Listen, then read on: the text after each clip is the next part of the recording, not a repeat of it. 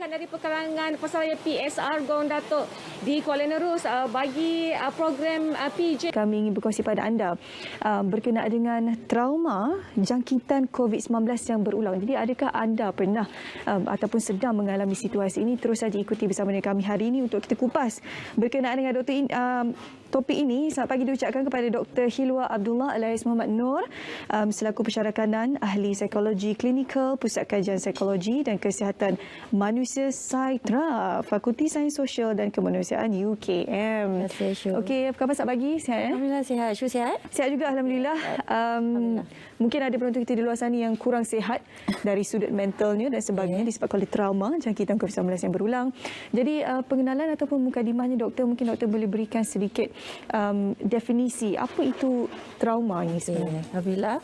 So kalau kita tengok trauma COVID-19 kan, COVID-19 masih belum ke penghujungnya dan pasti trauma itu adalah satu komponen elemen penting yang meliputi komponen kesihatan mental. Dan kalau kita tengok definisi menurut American Psychological Association pun trauma ini adalah melibatkan kejutan emosi, melibatkan perasaan takut, bimbang, risau yang dahsyat disebabkan oleh beberapa perkara lah, antaranya kehilangan orang tersayang, boleh mendatangkan trauma dan juga apa yang kita sedang lalui sekarang. COVID-19 bagi sesetengah pihak individu pun boleh mendatangkan trauma jika tidak diatasi. So itu adalah definisinya, maknanya kejutan emosi dan juga yang melibatkan gangguan kepada kesihatan mental itu. Adakah terdapat perbezaan? Ialah sebelum ni kalau kita cerita berkenaan dengan trauma, mungkin trauma kemalangan yang tidak bersangkut paut dengan masalah kesihatan dan sebagainya. Adakah kesan trauma ini sama seperti mereka yang mengalami trauma kemalangan dan sebagainya? Kalau kita tengok bila bercakap tentang COVID-19 dan topik hari ini adalah berkenaan dengan infeksi berulang. Maknanya mungkin dah kena sekali dan mungkin dalam tempoh beberapa bulan kena lagi. So pastinya dia mendatangkan trauma kepada individu itu dan juga ahli keluarga. Kan contohnya macam kalau kita pergi ke supermarket lah, ke mall dan sebagainya kan, individu yang mengalami itu pastinya akan datang fikiran mengatakan selamatkah aku di mall ini kan dengan ramai-ramai orang dan sebagainya. Maknanya kalau kita tengok memang dia boleh memberikan impact lah kepada individu tu sudah pastinya. So berfikir adakah dia akan dapat sekali lagi kan, terdedah banyak mana risiko, dan juga kepada kaum keluarga. Contoh kalau kita lah anak di bandar, kita memikirkan ibu yang di kampung, ibu bapa kita, orang tua kita, bagaimanakah mereka menghadapi kehidupan. So sedikit sebanyak dia boleh mendatangkan juga kesan emosi trauma itu kepada ahli keluarga secara keseluruhannya lah. Tapi doktor, okey, topik kita sekarang adalah trauma COVID-19 yang berulang. Jadi tidakkah jangkitan yang pertama, waktu pertama kali kena itu sudah memberikan pengalaman terhadap individu tersebut? Bagaimana trauma itu boleh muncul sekiranya sudah mempunyai pengalaman pada jangkitan yang pertama? Soalan yang baik. Kita kena lihat dari segi manusia itu sendiri. Kita manusia ni personaliti kita berbeza. Pengalaman kita berbeza, persekitaran berbeza, dan cara kita cope, kita berdaya tindak itu berbeza. Ada yang mungkin dia dah kena, tetapi dia menggunakan pengalaman dia yang dah kena itu dan bagaimana dia berdaya tindak pada waktu infeksi yang pertama itu menyebabkan dia mungkin mengambil langkah berjaga-jaga. Dan mungkin kalau kata kena, plus disebabkan oleh pengaruh vaksinasi jugalah. Maknanya kurang, kalau kena pun kurangnya intensiti sakit itu. Makanya bila dia dikatakan mungkin terkena sekali lagi, dia tahu untuk berdaya tindak macam mana. Dari segi pemikiran, dia nak modify pemikiran itu yang sehingga boleh menghalang daripada mengalami gangguan pemikiran. Kalau trauma ni dia ada gangguan pemikiran dan juga tingkah laku akan menyebabkan gangguan kefungsian hidup. Tetapi kalau individu itu dia memang ada anxiety, ada simptom kebimbangan.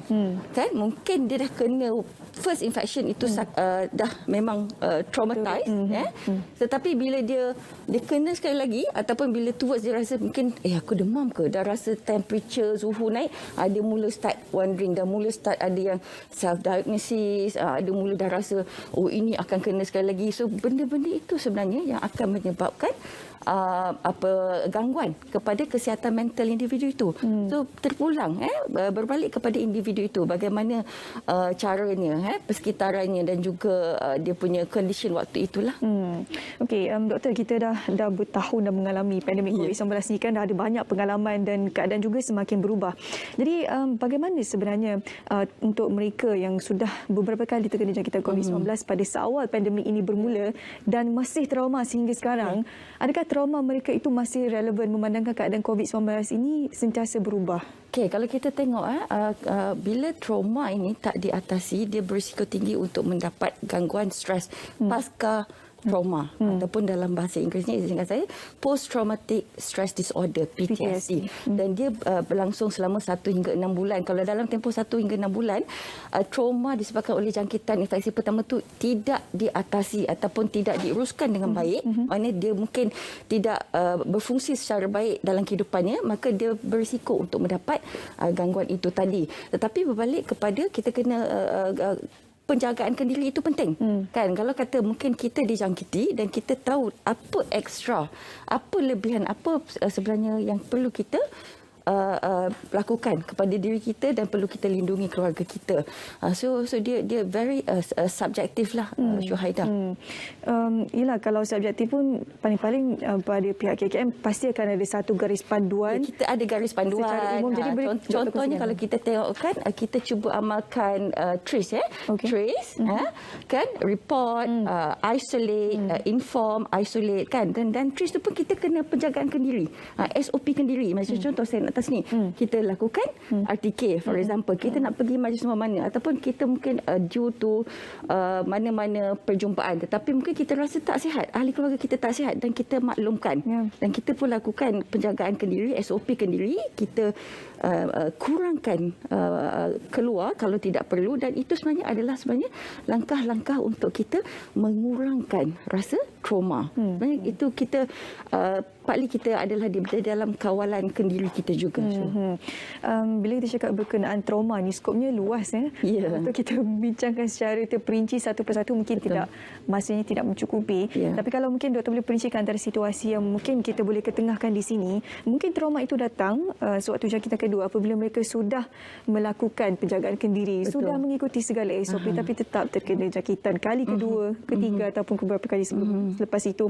Jadi bagaimana untuk mengalami ataupun untuk mengatasi situasi trauma seperti ini? Dia bila bercakap dalam konteks bidang kesihatan, kesihatan mental ini, andalah kata jika ada seseorang yang masih lagi dia trauma, kan, mungkin benda itu tidak berlaku tetapi pemikiran yang terlampau ataupun overthinking itu menghantui, kan, sampai membuatkan dia letih, lesu, kan. So saya nasihatkanlah sebaiknya dapatkan berjumpa seek, itu kata seek tadi dalam guideline yang dikemukakan oleh KKM itu, seek, cari kawan kalau boleh bercerita. Kadang saya ada juga saya punya pesakit, dia cara dia nak kurangkan rasa beban emosi itu, beban risau, takut, bimbang, dia bercakap dengan kawan yang dirasa boleh ease the burden itu. So itu adalah salah satu cara yang saya kira efektif bila kita berkongsi, dan kemudian kadang mungkin individu itu boleh mendengar dan kalau berjumpa dengan profesional seperti yang berada di kini dalam dunia perubatan ini, mereka boleh bantu untuk mengurangkan rasa kegelisahan, kebimbangan, ketakutan itu. Okey.